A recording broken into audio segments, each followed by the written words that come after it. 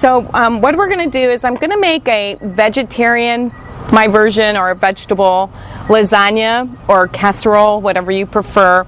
Now I make this a lot. You can use just about anything. I love my mandolin.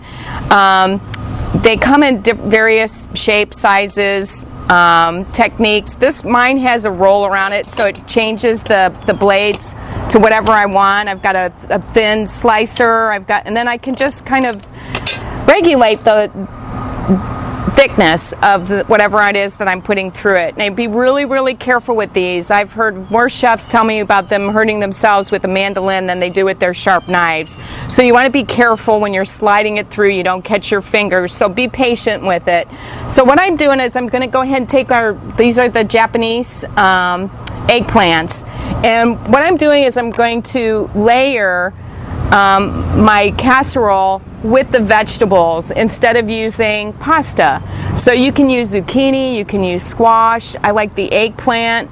We also found out while we were here in the garden that you can eat some leaves from different plants. We're going to be using cauliflower leaves, and they somewhat remind me of maybe like a collard.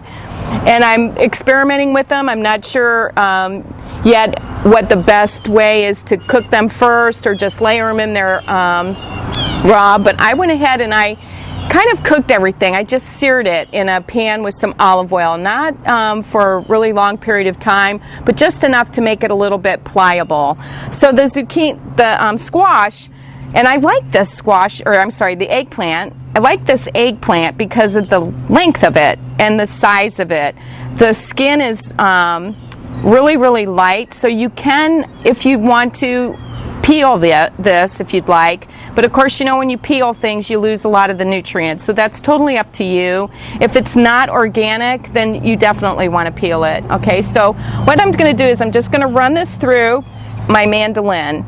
And you can see how it just slices it in these nice long strips, which kind of gives you the impression of pasta, like a lasagna noodle.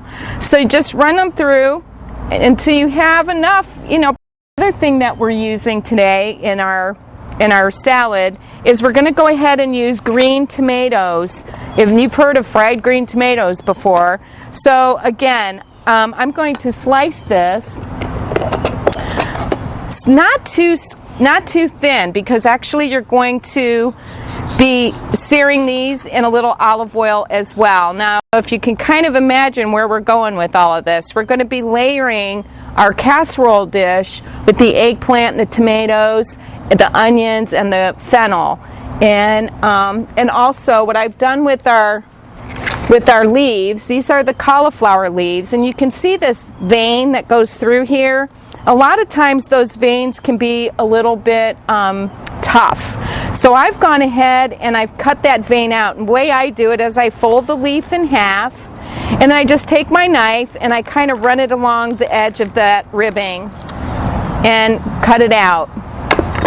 It's really simple. And then you're left with these two sides. Now I just ripped mine in half, or the bigger ones. I try to use some of the smaller leaves. They're more than likely a little bit more tender. And then I did the same thing. I just put these in some olive oil and I seared them a little bit, so they're not totally cooked through, but they've got a good start. So I'm going to show you how I layered it. Now, what else I did, instead of using any kind of dairy for this particular recipe, because it's got so many vegetables in it, I went ahead and I took a head of cauliflower and I steamed it with a lot of seasonings, and I steamed it really, really well done so that it's mashing. You know, like a mashed potato. Well, a lot of people like to use cauliflower instead, and it has that same consistency. And all I did was I used just my hand masher, and I took it and I just mashed the cauliflower in the pan, and to that I added goat cheese. So instead of cow dairy, I used the goat cheese in it. I mix that together, and that's what I'm using instead of like a Parmesan or a mozzarella. So I'll show you how we went ahead and layered that.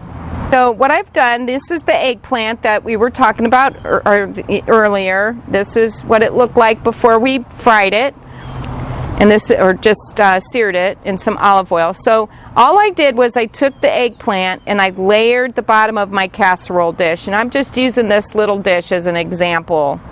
And then I took my green tomatoes. Mine ripened a little bit. They were a little red when I used them, but in the casserole there I used green ones. So you just layer your tomatoes on there, and then I went ahead and I put the cauliflower and the goat cheese mixture on there. I layered it with some of the sauteed onions and the sauteed fennel, and then I took my cauliflower leaves and I'm just going to layer those on just like you would if it was like lasagna noodles. I'm just going to put it on there and then go ahead and do another layer and just stack it just like you would do a regular lasagna. Okay, so this is my casserole after it's come out of the oven. I cooked it at 350 for about 35-40 minutes just like you would a regular lasagna, and I've let it sit a little bit so that when we cut into it, it doesn't all fall apart. It's kind of the same theory as when you let meat settle after it cooks. You don't want to cut it when it's really, really hot because you'll lose all the juices out of it. So as you can see, I topped it off with the nice green tomatoes. I have a couple little dollops of that cauliflower and goat cheese, and it does kind of look like mozzarella, but it's not. So we're going to go ahead and cut into this.